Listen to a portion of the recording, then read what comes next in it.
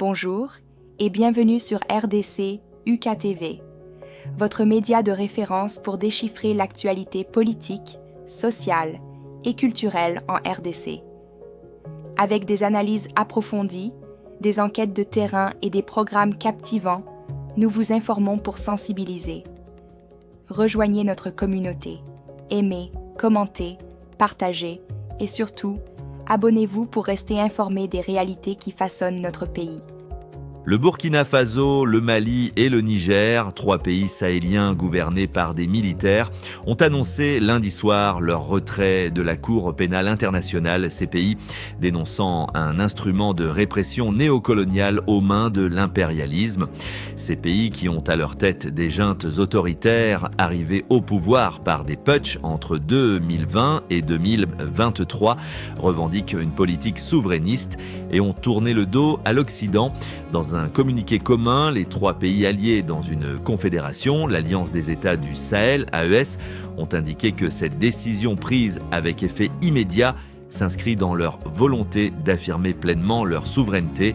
La CPI s'est montrée incapable de prendre en charge et de juger des crimes de guerre, des crimes contre l'humanité, des crimes de génocide et des crimes d'agression avérés, ont affirmé les États de l'AES. Ils ont également précisé vouloir se doter de mécanismes endogènes pour la consolidation de la paix et de la justice. Ils devraient prochainement créer une cour pénale sahélienne. Le retrait d'un État ne prend effet qu'un an après le dépôt officiel du dossier auprès du secrétariat général de l'ONU. Critiqués en Afrique, les pays de l'AES se sont notamment rapprochés d'autres partenaires comme la Russie, dont le président Vladimir Poutine est visé par un mandat d'arrêt de la CPI depuis mars 2023 pour crimes de guerre présumés de déportation d'enfants ukrainiens. Ils sont confrontés à des violences meurtrières, des groupes djihadistes liés à Al-Qaïda et l'État islamique, mais leurs armées sont également accusées de crimes contre des civils. Fondée en 2002, la Cour pénale internationale a pour mission de poursuivre les auteurs des crimes les plus graves commis dans le monde lorsque les pays n'ont pas la volonté ou la capacité de le faire eux-mêmes. La CPI comptait jusqu'à présent 125 membres. Les États-Unis et la Russie n'en font pas partie, ni Israël, la Chine ou la Birmanie. La Hongrie a claqué la porte plus tôt cette année en réaction au mandat d'arrêt pris à l'encontre du dirigeant israélien Benjamin Netanyahou.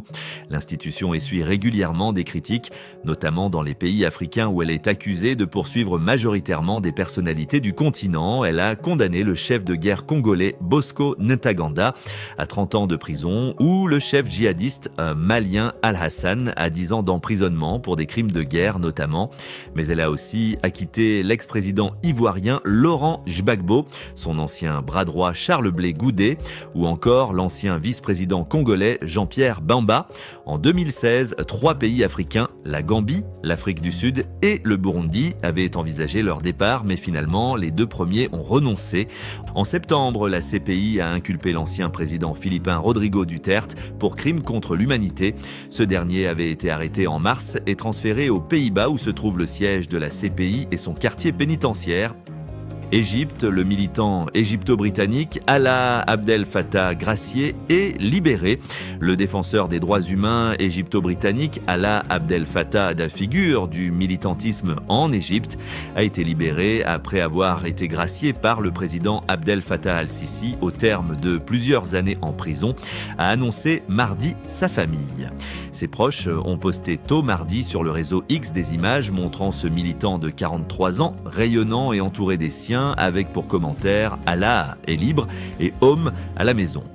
Figure emblématique du soulèvement de 2011 en Égypte, Alaa Abdel Fattah a passé la majeure partie de la dernière décennie derrière les barreaux.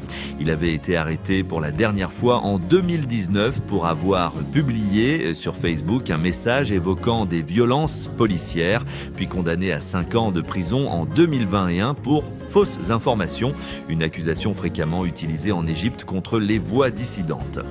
Sa sœur Sana Seif avait indiqué lundi après-midi avoir été informée de sa libération imminente. Le président Sisi a gracié mon frère, avait-elle écrit sur X. Mon cœur va s'arrêter. avait commenté son autre sœur, Mona Saïf, également sur X. Dès l'annonce de la décision, sa famille avait accouru à la prison de Wadi Natroun, où il était détenu à quelques 80 km du Caire pour attendre sa sortie, selon des journalistes de l'AFP sur place. La chef de la diplomatie britannique, Yvette Cooper, a dit sa joie à l'annonce de cette grâce. « Je suis reconnaissante au président Sisi d'avoir pris cette décision », a-t-elle indiqué sur X, ajoutant espérer qu'Alaa pourra bientôt rentrer au Royaume-Uni. Le gouvernement britannique a régulièrement intercédé auprès des autorités égyptiennes et un groupe d'experts de l'ONU a également appelé à sa libération immédiate, qualifiant sa détention d'arbitraire. Espoir d'un tournant, le président égyptien avait récemment ordonné l'examen d'une demande de grâce en faveur d'un certain nombre de détenus, dont M. Abdel Fattah. En juillet, la justice égyptienne avait ordonné son retrait de la liste des personnes accusées de terrorisme. Sa mère, la militante et universitaire Laila Souef, a récemment mis fin à une grève de la faim partielle de 10 mois menée pour réclamer sa libération. M. Abdel Fattah observait lui-même une grève de la faim depuis début septembre, après une grève de la faim partielle en mars par solidarité avec sa mère, alors hospitalisée. Saluant cette grâce, l'ONG Human Rights Watch a rappelé dans un communiqué que des milliers de personnes comme Alaa croupissent encore dans les prisons égyptiennes simplement pour avoir exercé leur droit à la liberté d'expression. Cité par ce communiqué, Amer Magdi, chercheur de HRW pour le Moyen-Orient et l'Afrique du Nord, a espéré que sa libération marque un tournant et offre au gouvernement de Sisi l'occasion de mettre fin à la détention abusive de milliers de critiques pacifiques. La libération d'Alaa Abdel Fattah est un pas nécessaire et important, mais il n'aurait jamais dû être emprisonné, a également déclaré à l'AFP le militant Ahmed Douma, qui s'était rendu devant la prison bouclée. Cela donne de l'espoir, mais il y a encore des dizaines de milliers d'autres en prison. En août, le haut-commissaire des Nations Unies aux droits de l'homme, Volker Turk, avait exhorté les autorités égyptiennes à mettre fin aux pratiques de détention arbitraire prolongée et appelé le gouvernement à libérer toutes les personnes qui en ont été victimes. En 2022, M. Sisi avait relancé un comité de grâce présidentiel qui a permis la libération d'un certain nombre de prisonniers politiques de premier plan, dont un avocat de M. Abdel Fattah, Mohamed Al-Baker. Mais selon les défenseurs des droits humains, 3 fois plus de personnes ont été arrêtées durant la même période. Désarmement nucléaire, Poutine propose de prolonger d'1 an les limites du traité New START.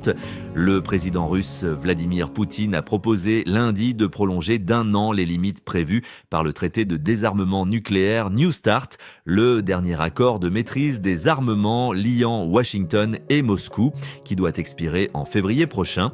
Ce traité, signé en 2010, limite chaque partie à 1550 ogives stratégiques offensives déployées, à 800 le nombre de lanceurs et bombardiers lourd et prévoit un mécanisme de vérification. Mais ces inspections sont interrompues depuis que Moscou a suspendu sa participation au traité il y a 2 ans sur fond de conflits en Ukraine et de tensions croissantes avec les Occidentaux. S'exprimant lors d'une réunion télévisée avec des membres du Conseil de sécurité russe, Vladimir Poutine a assuré lundi que Moscou souhaitait toutefois respecter la limite du nombre d'armements prévus par le traité pendant au moins une année supplémentaire. La Russie est prête, après le 5 février 2026, à continuer de respecter pendant 1 an les restrictions quantitatives centrales prévues par le traité START, a-t-il déclaré. Nous pensons que cette mesure ne sera viable que si les États-Unis agissent de manière analogue et ne prennent pas de mesures qui sapent ou violent le ratio actuel de capacité de dissuasion, a poursuivi le président russe. Selon lui, après cette période d'1 an, Moscou prendra une décision sur la base d'une analyse de la situation concernant le maintien ou non de ces restrictions volontaires. Il a par ailleurs affirmé qu'un rejet complet de l'héritage du traité New START constituerait une mesure erronée et de courte vue, pas de mention des inspections. En revanche, Vladimir Poutine n'a pas mentionné lundi une possible reprise des inspections des arsenaux, pourtant considérées comme essentielles. La partie vérification était le cœur de New START, plus que le nombre de têtes stratégiques déployées. Ce qui est important, c'est de savoir où elles sont, de pouvoir les inspecter, d'avoir une vérification et une transparence, note auprès de l'AFP Héloïse Fayet, spécialiste des questions nucléaires à l'Institut français des relations internationales, IFRI. Les négociations en vue du renouvellement du traité étaient restées dans l'impasse pendant tout le premier mandat, 2017 à 2021, du président américain Donald Trump, qui voulait voir la Chine incluse dans les restrictions des arsenaux. Selon Héloïse Fayet, l'annonce faite lundi par Vladimir Poutine est une façon pour la Russie d'avoir la bonne image en réponse à Donald Trump, qui avait évoqué en janvier son souhait d'une dénucléarisation négociée avec Moscou et Pékin. La Russie est prête, après le 5 février 2026, à continuer de respecter pendant un an les restrictions quantitatives centrales prévues par le traité START, a-t-il déclaré.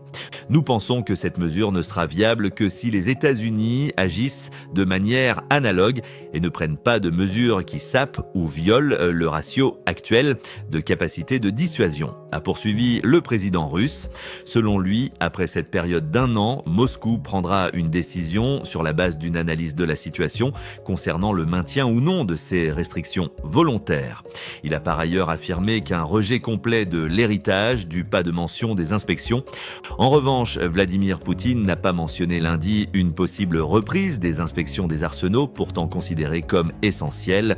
La partie vérification était le cœur de New Start, plus que le nombre de têtes stratégiques déployées. Ce qui est important, c'est de savoir où elles sont, de pouvoir les inspecter, d'avoir une vérification et une transparence, note auprès de l'AFP Héloïse Fayet, spécialiste des questions nucléaires à l'Institut français des relations internationales, IFRI.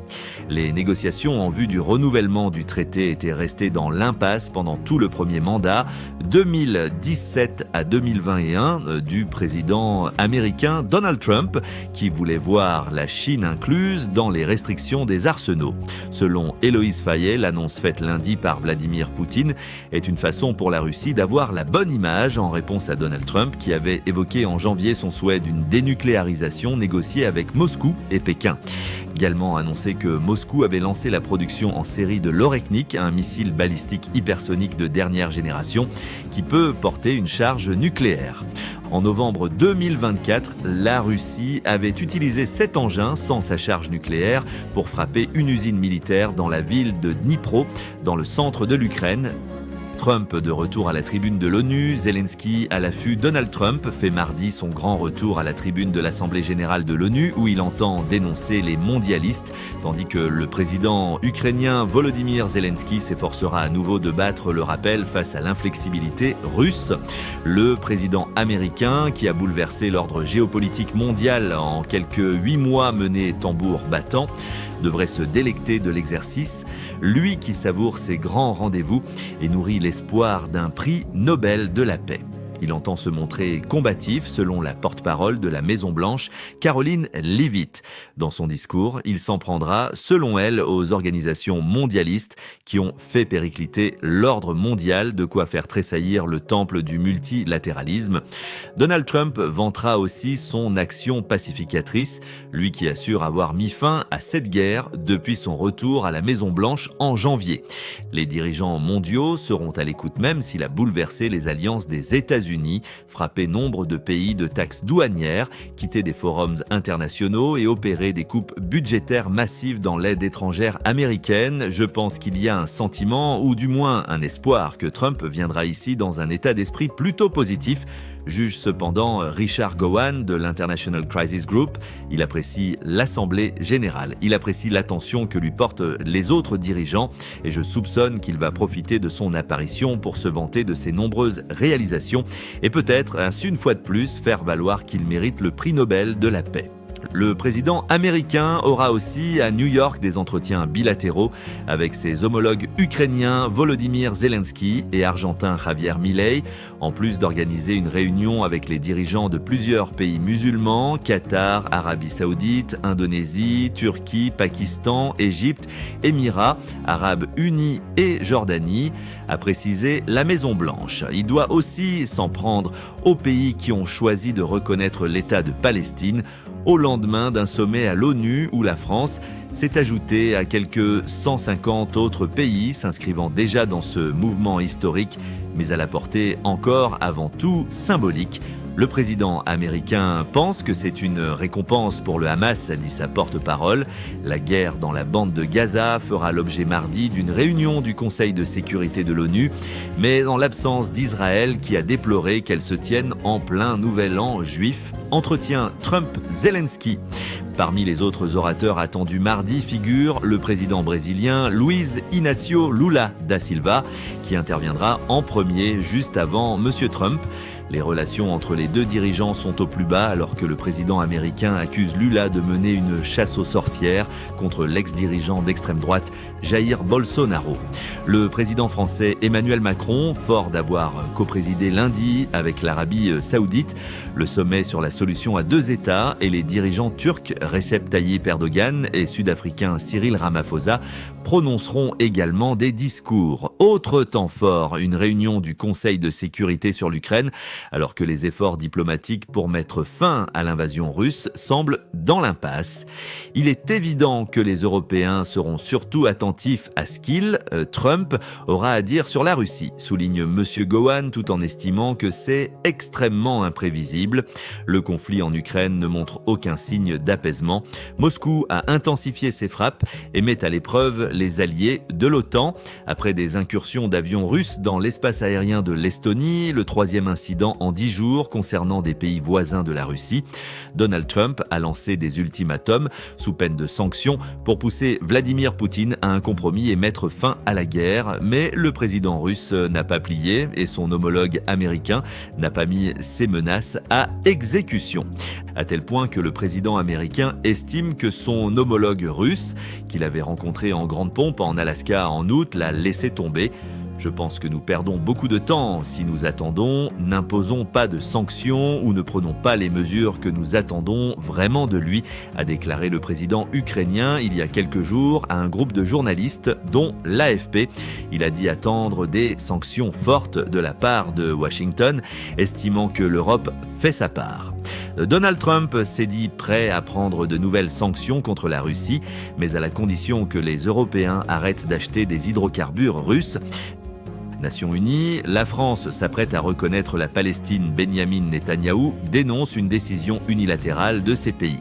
Aucun État palestinien ne verra le jour à l'ouest du Jourdain, a déclaré le Premier ministre israélien qui menace la France de mesures de rétorsion. Merci, commentez, partagez et surtout abonnez-vous pour rester informé des réalités qui façonnent notre pays, l'Afrique et le monde.